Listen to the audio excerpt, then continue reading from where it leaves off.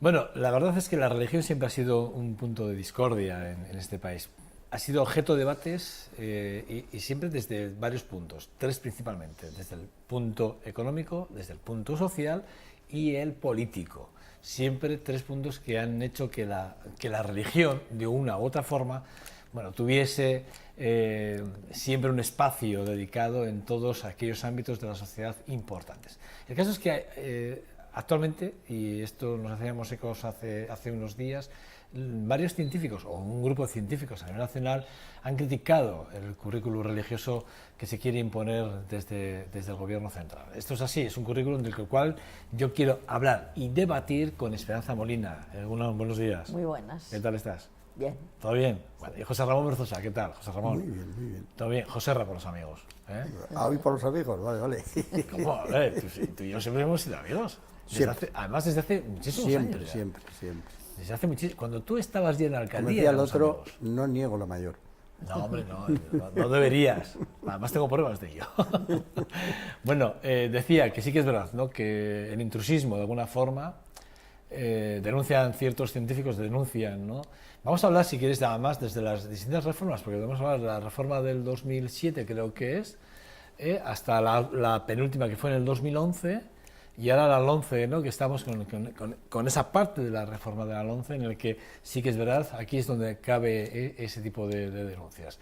Esperanza, Sí, que creo que te la sabes, creo que te lo sabes perfectamente, creo que te has leído hasta el BUE. No, es que las religiones es una cosa muy importante. En toda la historia de la humanidad, las primeras explicaciones que se dan de los orígenes, o sea, el relato de los orígenes de la especie humana, está condensado en las religiones. Yo no soy practicante, pero tengo un gran respeto y me encanta conocer todos los rituales e incluso a veces hasta las vidas de los santos me distraen, sí, porque imagínate que el gran invento de la religión es quitar el miedo a la muerte, porque realmente te están ofreciendo lo que es la gran angustia del ser humano, la desaparición. Entonces te garantiza que no desapareces, que te transformas. Y es una cosa tan importante decir eso, que no hay rincón en la tierra que no tenga un relato religioso. Y además es muy curioso porque ya a Freud le llamaba mucho la atención que personas de culturas muy diferentes soñaban con las mismas cosas. Entonces, esa unidad en las explicaciones, todas las religiones tienen la figura del Padre Eterno, Creador, etcétera. Tienen la figura, una figura muy conmovedora, muy bonita que tienen todas las religiones, que es, en la cristiana tenemos a Jesús, que son en México, por ejemplo, Quetzalcóatl, que es el Dios joven que baja a la tierra, y digo que baja porque todos residen en el cielo, que baja a la tierra y que reparte el bien. O sea, él es un Dios pacificador y es un Dios al que le matan, como al hijo de Abraham, le iban a sacrificar. Entonces, todo esto nos da una idea de lo que es un poco la historia de la humanidad, los miedos de la humanidad, las soluciones que se han buscado para paliar esos miedos. Yo creo que es fundamental que cualquier niño y cualquier adulto conozca las bases de las religiones, ojo, de las religiones, y además impartidas como el relato que explica el origen de la humanidad. No hay otros, puede haberlos, pero al de hoy son los más eficaces. De hecho, José Manuel Sánchez Ron, que es catedrático de Historia y de Ciencia en el Departamento de Física y Teoría en la Universidad Autónoma de Madrid, dice que la Iglesia es una parte interesada y no es el mejor juez para explicar la vida de Servet. Así lo dice, ¿no? en un aula, porque no se puede asegurar que un tratamiento o un independiente de una asignatura sea confesional. O sea, así de simple, que es un poco, resume un poco lo que tú Claro, vienes a es que decir. eso es, no se trata, yo cuando me refiero a la religión, no estoy hablando de ninguna en especial. No, claro, no, estamos hablando en general, sí. Solamente ver Hablamos que de las religiones. hay arquetipos que se repiten en todas las religiones, porque es el gran relato de la humanidad, es la historia de las religiones. Entonces, yo creo que cualquier persona con un mínimo de... porque además te ayuda a explicarte muchas cosas posteriormente, ¿no? Desde los sueños, las fantasías, las aspiraciones, los consuelos en momentos difíciles, una serie de cosas que llevan milenios con ella, ¿no? Y sobre todo es eso, el gran remedio para la muerte. José Ramón, tú que has sido seminarista, y has vivido la religión muy de cerca. Me va a poner... No te metas conmigo. ¿Qué opinas? Bueno, yo lo primero que le tengo que decir a Esperanza, que yo no tengo ningún miedo a la muerte. Mira qué suerte, porque has vivido a fondo la religión. No tengo ninguno. Es decir, para mí la muerte es un hecho del ser humano y punto. Perdona, pero me cuesta trabajo creerlo. Créelo. Pero créelo en el sentido más positivo de la palabra, lógicamente. ¿Qué hay de positivo en la muerte? Porque yo soy creyente. Claro, en la muerte nada. Por eso te digo que Absoluto. es el gran remedio. Exactamente. No, y entonces el gran planteamiento del que ha surgido ahora, que no es esto, porque si nos metiéramos en este tema, la discusión sería por lo menos de año. Bueno, llevamos milenios explicando esto, pues bien. No, me refiero sobre todo a otro concepto, es decir, cuando estamos hablando del elemento que ha surgido, yo no soy partidario de la confesionalidad del Estado. Yo no soy partidario. Bien. Ya partimos de un supuesto que a mí ni me influye ni me deja de influir. Tampoco soy partidario de que un concordato imponga en un Estado, eso mucho menos, su concepto de su religión, y ahí has dicho muy bien, su religión, y lo imponga por hechos históricos. Tampoco. Son dos temas que hay que dejar muy claros. Entonces, el planteamiento confesional en ninguna religión es válido.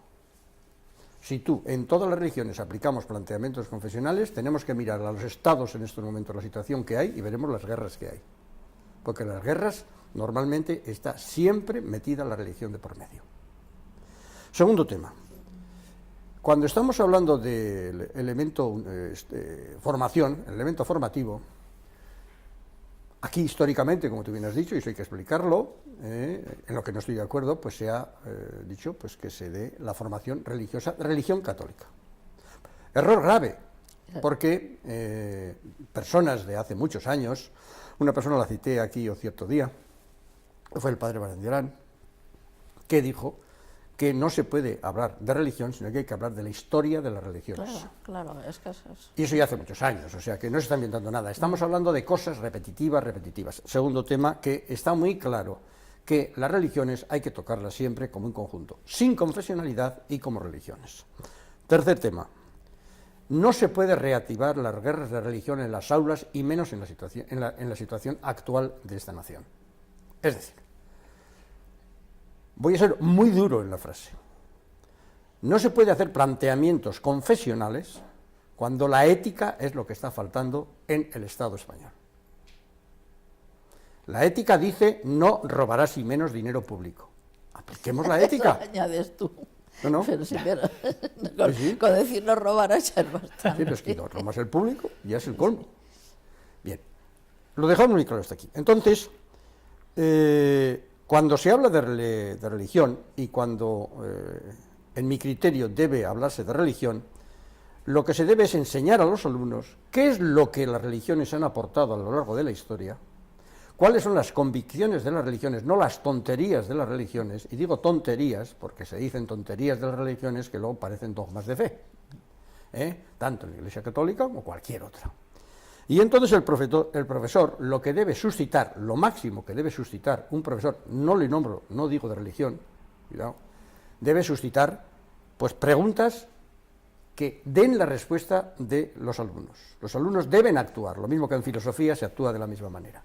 ¿Por qué? Porque si no actuamos de esta manera, estamos haciendo una asignatura evaluable en la que hay que repetir lo que diga el profesor y a su vez no estamos educando a nuestros alumnos en razonar, y entonces tendremos, si seguimos por este camino y seguimos imponiendo ciertas cosas, tendremos que lo más importante que existe en la vida es, ¿ves?, Sálvame Diario a las tardes. Oye, Esa es la conclusión. ¿Tú ves ese tipo de programas? Yo he visto ese tipo de programas, lo he juzgado, Sí, sí, eso de es. vez en cuando tengo que reconocer que tiene un enganche, porque de vez en cuando oyes cosas en ese programa que son burradas, y entonces, pues no sé si somos burros, yo por lo menos tengo que reconocerlo, pero hay cosas que dices, coño, qué gracia, y luego cuando me lo dicen 3 veces ya me cabreo. Pero la primera... Tienes buen aguante. ¿Eh? Tienes buen aguante, Sí, de verdad. todas formas. Entonces yo os diría que ya está bien de hablar de este tema, así como se está hablando por parte de estos señores que dicen que son confesionales. Yo desde luego no participo de esas ideas, y quisiera decirles que en estos momentos lo que nuestros alumnos deben tener una asignatura es de, si la tienen que tener, y eso se puede discutir, es de ética e historia de las religiones. Yo creo que historia Ese de es las el elemento, religiones, que esa es la eso educación es. que deben tener históricamente. Porque es la historia de la humanidad entera. Es decir, ahí está pensar todo. que el diluvio universal, por ejemplo, o sea, es absolutamente universal el concepto. Desde la más pequeña tribu escondida por el Amazonas hasta el Vaticano, es decir, es común, son creencias comunes y son sobre todo explicaciones del cosmos y la creación de arquetipos. El arquetipo de la bondad, el arquetipo del sacrificio, el arquetipo del Padre Eterno, el arquetipo de la muerte como tránsito. Pero o sea, hay una serie de cosas. No se puede ser un humanista ni tener el más mínimo concepto humanista si no se conoce en la amplitud la historia de las religiones. Después otra cosa es practicarla, cada uno, y otra cosa son las religiones organizadas, etcétera, ¿no? Y cada uno es creyente, no es creyente, le gusta más una cosa que otra, lo que sea, me da igual. No me refiero a la religión en ese nivel, me refiero a la religión como patrimonio de la humanidad. Es decir, no se puede entender, ni se puede explicar lo que es el ser humano, lo que es la especie humana, sin conocer su historia, y su historia comienza con los arquetipos fundamentales. De hecho, si me permitís, el nuevo texto del currículum que estamos hablando, el currículum actualmente, el que se va a aprobar, Sí, está aprobado es que por la se va a LOMCE. aprobar una cosa que si yo fuera religiosa me estaría de mal genio, es decir, no por eso, lo aceptaría. déjame que lo lea, porque dice que el nuevo texto, el texto va a adaptar la asignatura en la última reforma educativa, ¿no? Es la LOMCE, que la conocemos todos, Sí, ¿no? eso es. Que sustituye el currículo aprobado bajo la Ley Orgánica de Educación de la LOE del 2007, que es la que comentábamos antes, por Mercedes, no recuerdo muy bien la ministra que era, pero Mercedes no sé qué. Bueno, de uno a otro, y este ha perdido las referencias explícitas a otras religiones. O sea, es curioso. O sea, ni se menciona en la Reforma ni el judaísmo, ni el cristianismo, ni el islam. Cuidado, ¿eh? Con la de cosas en un país, común que tienen. en un país en el que además ya este tipo de religiones Mira, conviven con nosotros. Quiero decir que, o sea, esta ley es esto, y habla de cuestiones como el aborto o la eutanasia. Dos temas que fíjate que se estamos debatiendo de forma constante. La eutanasia, por cierto, que aquí vamos a traer a debate enseguida. Vamos a hablar con la asociación que defiende el derecho a la dignidad. En ese sentido, será esta semana. Pero fijaros, qué reforma, o sea, una reforma dura. Esto muy es dura, un tema ya muy repetitivo.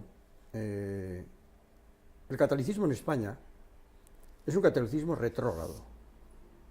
El catolicismo en España, si hoy siguiéramos lo que ha tenido y lo que hemos heredado en los últimos años, yo no creería. O sea, lo que hemos oído y visto los últimos años por parte de la Iglesia en su jerarquía, sí. yo no creería. Esto no quiere decir que yo tenga las ideas claras, en absoluto, yo tengo dudas. Pero el planteamiento en cuanto tal es un planteamiento aberrante. Si la Iglesia Católica sigue por ese camino y otras religiones siguen por esos caminos, vamos a tener unas religiones que van a parecer muñecos de pim pam pum, porque como bien ha dicho mi querida amiga, y sabe que nos reímos en este tema mucho, yo no creo en el diluvio universal. mí no me pasa nada por no creer en el diluvio universal. Yo no creo. El diluvio universal es una forma de explicar. La creación en los 7 días es una forma de explicar en la época en que vivían esos señores. Eso se ha pasado. Plantear ahora teorías del evolucionismo es ridículo, si está superado, si eso lo estudian en el año 35. Yo te añado una cosa más. Lo importante es que eso se repite a lo ancho y a lo largo de toda la Tierra, de todo nuestro mundo. Es decir, eso mismo que podemos creer nosotros, vamos a llamar entre comillas nosotros, lo tienen, lo sienten, lo viven y lo creen un guaraní, un mexicano, lo que quieras. Es decir, que es la importancia que yo resalto como persona, no especialmente adscrita a una religión, es precisamente la universalidad, el valor por el que debe ser motivo de instrucción, es porque la universalidad de los conceptos y la universalidad de los arquetipos y de las referencias. Entonces, para tener una referencia más completa de lo que es la humanidad y de lo que es la trayectoria de la especie humana, un elemento de estudio fantástico es el estudio de las religiones, sus arquetipos, sus conceptos y su idealización de la creación, del proceso de creación. Todo eso está explicado en las religiones más remotas y desde tiempos te voy a decir algo más prehistóricos. Yo quería hacer una frase, no, pero te voy a decir una cosa más. Si cuando pueda, Sí, una cosa más. Hoy la incultura mayor que existe en este país es sobre las religiones. Claro. No hay referencias. No hay referencias. Porque no te la las mayor entiendan. incultura se ha producido por estos hechos en las propias religiones. Y eso hay que solucionarlo. Es decir, hoy en día, ¿dónde tendríamos que ir? Es decir, pues tenemos el planteamiento del racionalismo europeo, que tampoco hay que implantarlo como lo quieren implantar algunos señores. Es decir, el racionalismo sin historia de las religiones no sirve en Europa. Hay una aportación de ambos, de la fusión, y de la aportación de ambos es como se debe avanzar. En ese sentido, desde el año 79 ya sabes que en el 79 se firmaron unos tratados, unos acuerdos.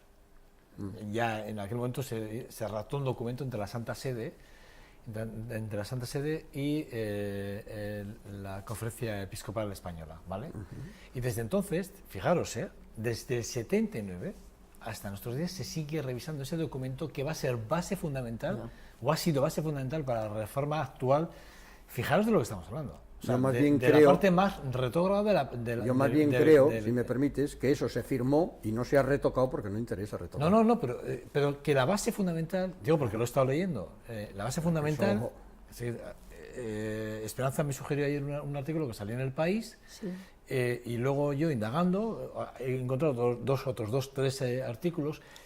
Siempre hago una frase que la hago muy a menudo últimamente, es nada sospechosas, ¿verdad? Pero de prensas nada sospechosas de derechas, que hablan mucho de este tipo de acuerdos y de cómo se cerró ese acuerdo y por qué la LOMCE, ahora en secundaria, porque todo hay que decirlo, es la reforma va a secundaria, es decir, cómo va, digamos, a afectar ese acuerdo del 79 actualmente. O sea, me parece, vamos, o sea, como que los tiempos no han cambiado, y el hecho de que haya religiones que no se contemplen dentro de esa aprobación de la LOMCE, me parece, quiero decir, repito, me parece un error de base, porque en España convivimos ya muchas más religiones, y hay que contemplarlas, pero te vuelvo a decir hay que tenerlas. que estamos funcionando con la época franquista. No lo entiendo. La época franquista nació de una época franquista y sigue evolucionando. La época franquista estando subyacente en todos los planteamientos de algún partido político que no niega la mayor. Y eso parece que nadie se atreve a decirlo, pero es que es realmente así. Y junto a eso, ¿qué se argumenta? Se argumenta el hecho contrario.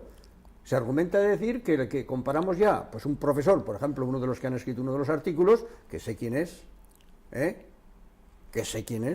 llama Alberto, y dice que estamos hablando del origen divino del universo, y lo compara él como si discutiéramos ahora con la historia y los crímenes del nazismo. Pues querido Alberto, no tienes ni idea de lo que estás diciendo, porque lo único es un hecho histórico y lo otro no tiene nada que ver con esto. O sea, estás mezclando cosas tú como racionalista. No es comparable. Entonces, claro, no se puede tratar los temas así no se puede tratar. Escribiendo artículos y diciendo estas cosas no se puede tratar.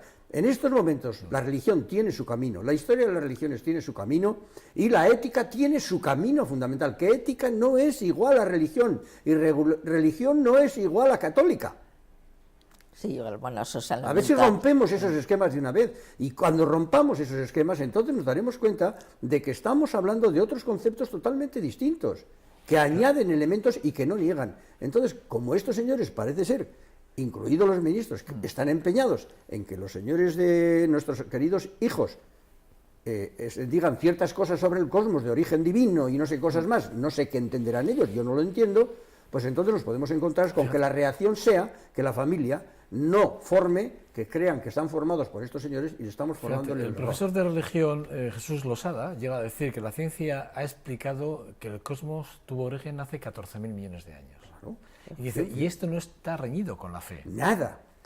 Fíjate lo que dice un religioso, y además creo que es profesor de religiones. Es teólogo. Quiero decir que fíjate lo que dice alguien que creo que tiene, vamos, voz para poderlo decir. O sea, como que, ¿de qué estamos hablando cuando hablamos de religión? Cualquiera ¿no? que rompa el encerramiento en el que se tiene el concepto religioso, ¿no? Pues entiende eso perfectamente, ¿no? Bueno, como hay un hecho que ese profesor dice, y te lo voy a citar desde ahora, que dice que la asignatura de religión no es para evaluar convicciones, sino para evaluar conocimientos. Es decir, tú no puedes dar a un alumno y evaluarle convicciones. Jesús Losada dice esto también, eso lo dice Losada. Y es un señor que explica religión, o sea, religión católica. Es que claro, estamos hablando de una serie... No creo que merece la pena leer. Por cierto, cambiando de tema, si me lo permitís rápidamente, hoy es día 3 de marzo. Sí. Quiero que hagamos, porque luego le quiero dar la palabra a José Ramón, porque el otro día quiere comentar él algo que le sucedió el otro día en Nacho, pero bueno. Sí, te va a dar tiempo que te lo voy a dar yo, porque esta es tu casa, eres parte de este programa. No es mi casa. Sí, eres parte de esta casa, de este programa, y si tú me dices que además quieres contar algo que además crees que es susceptible de contarlo, me parece que este es el momento y el lugar. Pero antes de nada, el 3 de marzo, ¿dónde os pillo a cada uno? Yo en Madrid, que es donde he vivido toda mi vida hasta que me he venido a Vitoria. ¿Cómo viviste esos momentos? Muy duramente, con un impacto muy fuerte y tuvo mucha repercusión en todo el mundo, por lo menos los que se relacionaban conmigo en aquel momento. O sea, tuvo mucha repercusión, porque además en Madrid estábamos muy sensibilizados por el asesinato de Atocha.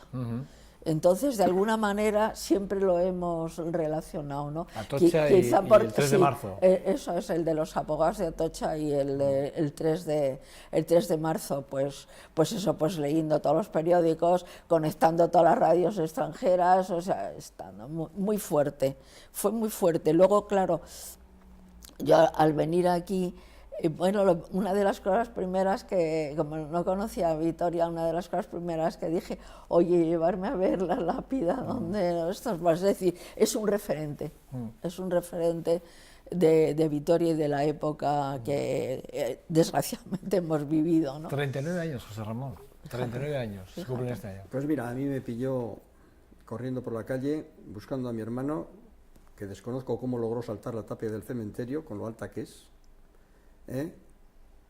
Así me pilló el 3 de marzo. Y entonces era de piedra. En aquel momento, yo que no es ningún secreto. Era de piedra, no era enrejada como hoy. No es ningún secreto, yo estaba allí, estaba en el seminario en aquel momento, para que no haya ninguna duda, y yo pertenecía a las Juventudes de Acción Católica. Entonces sabía que mi hermano había ido allí, y fui a buscarle, pues sabía la que se... Y pues la verdad no oí más que tiros, etcétera, etcétera, y yo salí por donde pude, corría bastante, estaba más ágil que hoy, y mi hermano llegó a casa también. Pero realmente para mí el 3 de marzo fue un hecho. Sí, no, yo creo que fue un hecho muy importante para todos. De reflexión sobre lo que es un régimen dictatorial. Exactamente. Y lo que es la lucha obrera. ¿Queréis? Vamos a hablar con ellos ahora seguidamente, Pues vamos sí. a hablar con dos miembros de la asociación, que perdieron partes muy importantes de sus vidas en esa fecha, 39 años. ¿creéis que la justicia y la política están a la altura de las circunstancias? Viviendo los momentos... La respuesta supongo es que no. pero ¿por qué no? No se reconocen los errores de cierta época ya muy lejana en este país.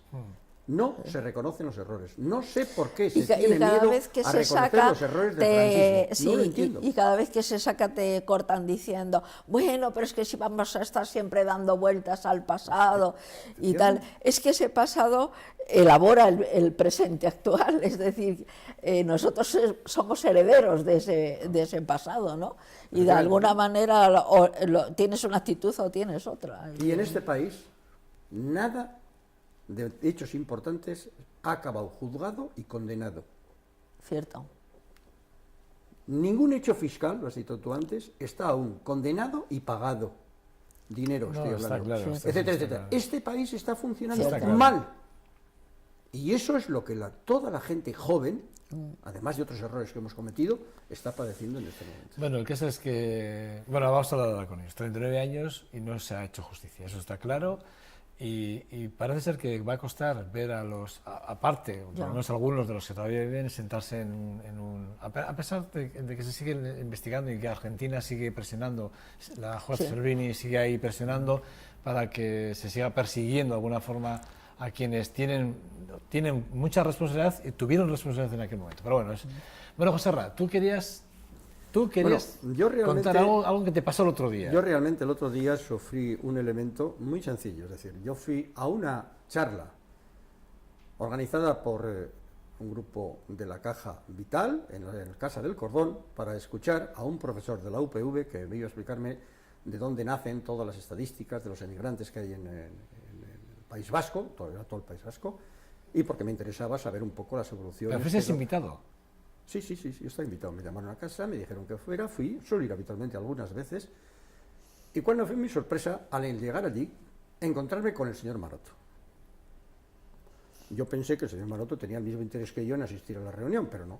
Hombre, podías haber visto en sitios peores, tampoco es para... No, si no me quejo yo porque estuviera allí el señor Maroto, en absoluto. Pero cuando ya fue mi sorpresa, cuando me dicen que el señor Maroto va a subir al estrado, y dije, yo no he venido a oír al señor Maroto, he venido a oír una charla de un señor de la UPV. Y no, es que el señor Maroto ha pedido que, como él tiene que hablar de su tema, y es un tema que quiere venir a explicar en nombre de manos, ¿cómo se llama? De ayudas. En nombre de, pero dijo eso, en nombre de ayudas más justas iba sí. el alcalde de Vitoria-Gasteiz. El alcalde de Vitoria-Gasteiz. En nombre de ayudas más justas. Exactamente, porque habían invitado a ayudas más justas para que fuera algunas veces y quería explicar algo, y entonces se presentó el alcalde. Entonces yo le dije que me parecía inaudito. Pero lo más inaudito fue que anuló totalmente al que tenía que explicar. Nos soltó todo lo que ya sabemos por los periódicos ya por 7ª vez, 8ª, 9ª, todos los santos días, lo sé de memoria.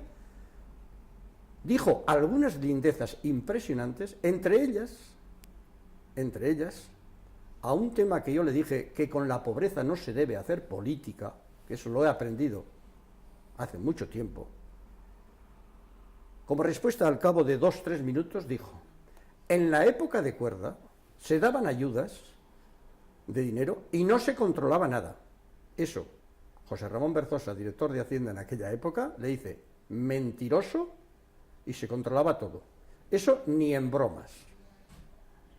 Además de todo eso, nos dijo sus lindezas de siempre, dulcificó todo lo que pudo el tema de los años de la Revi y escenificó el tema del Parlamento que no le hacen caso, etcétera, etcétera, etcétera. Al final, después de todo eso, mi conclusión es, si el señor Maroto está obsesionado con ese problema, que su obsesión no se debe transmitir a los ciudadanos como alcalde, porque está creando una tensión en la ciudad fuera de lo normal. Su lugar no está ahí. Y como no está ahí, y si el Parlamento es el que tiene que hacer, cuando haga planteamientos que vaya al Parlamento. Sus enemigos, si son Sorracismo, son Lambide o son el gobierno vasco, es su problema. Es su problema. El problema está en que si hay algún hecho erróneo en el tema... ¿Tú hablaste con él? Sí. Y me marché sin despedirme. Me siguió el profesor de la UPV, que no me conoce de nada, y me dijo gracias. Porque el profesor de la UPV, ¿qué hacía allí? Iba a dar explicar datos. las estadísticas que ha suministrado la ANVIDIA para todo el tema de los flujos Y de el las... alcalde que hizo rebatir. hablar y diciéndole, porque los de la ANVIDE, y el señor que estaba allí le tuvo que decir, oiga, que yo no soy de la ANVIDE, que yo soy de la Universidad del País Vasco, que he hecho un estudio sobre los movimientos que hay y que no coinciden con lo suyo. Se ceñía al hecho concreto de que un señor tenía una huerta y le han... Yo quiero decirle al alcalde de Vitoria que, por favor, si un señor le han negado por una huerta, que no le han dado una regi, que me lo diga para que yo vaya donde la ANVIDE que le den. Pero que me diga el nombre. Eso le decía No, eso lo digo yo sí, ahora. Ah, vale. Lo que me diga el nombre, porque está repitiendo esos casos continuamente. Los casos hay que ir a donde la ANVIDE para que se solucionen. Es decir, esto no es el camino de solución, y menos crear la tensión que está creándose en una ciudad que, si algo tenía, es la honra de ser una de las ciudades más avanzadas en cuanto a la ayuda a los que vienen a esta ciudad. Que ojalá vengan muchos, para que nadie tenga ninguna duda, y que no estemos en época de crisis. Porque vinieron cuando no había crisis y nos venían muy bien. Ahora no seamos injustos como son otras naciones en otros casos. Pero quería decirlo con toda crudeza, porque decir, para mí, un alcalde no debe decir las cosas que dijo ese señor allí, y menos de épocas pasadas. Y si quiere eso que le sienta mal, que no es necesario hacer discusiones con él, que se le puede decir tranquilamente y decirle las fechas y todo esto, que no hay ningún problema, pero que por favor no vaya a las reuniones hablando en nombre de este tema. Que fuimos a escuchar al iba en señor. representación de ayudas más justas. Sí, sí. Incluso yo le dije a la responsable que estaba allí, le dije que estaba en desacuerdo total, y me dijo, sí, pero... Ya, bueno. Eso, en mi lenguaje, y soy confesional, ¿verdad? Sí. Es no ético. Nadie es perfecto. No ético. ¿Me has entendido la diferencia? Eso es Completamente, no José Ramón. ético. Bueno, José Ramón Berzosa, muchas gracias, ¿vale? Nada más que eso. Muchas gracias. Os lo agradezco. Te porque has es quedado a un tema- gusto. José Ramón, gracias por venir un martes más, ¿vale? A esta tertulia. Y disculpas por lo de ayer. Yo sí te disculpas. Esperanza, muchas gracias, ¿vale? Nada, por Dios. Os espero el martes que viene, ¿eh? ¿Vale? Cuidaros, ¿eh? De acuerdo. Pasar buena semana y buen fin de semana. En honor a él diré si Dios quiere. Si Dios quiere, si Dios quiere, si Dios quiere. Hombre, es una frase que se puede entender de muchas maneras. Bueno, Entiéndela como quieras. Yo sé una frase que hago. Yo te dejo- Si Dios quiere, nos moriremos. Bueno, Eso ya lo discutiremos. bueno, a ustedes les espero en 2 segundos. Vamos a hablar del 3 de marzo, lo que supuso aquella fecha y esos 39 años de lucha y de pelea constante en los tribunales, en lo social, en lo político y, como no, en lo familiar, que es lo más importante, porque hubo muchas pérdidas, 5 pérdidas. Vamos a hablar con los familiares y vamos a hablar con la asociación que realmente lleva peleando tantos años. Va a ser en nada, en 2 segundos. Hasta ahora.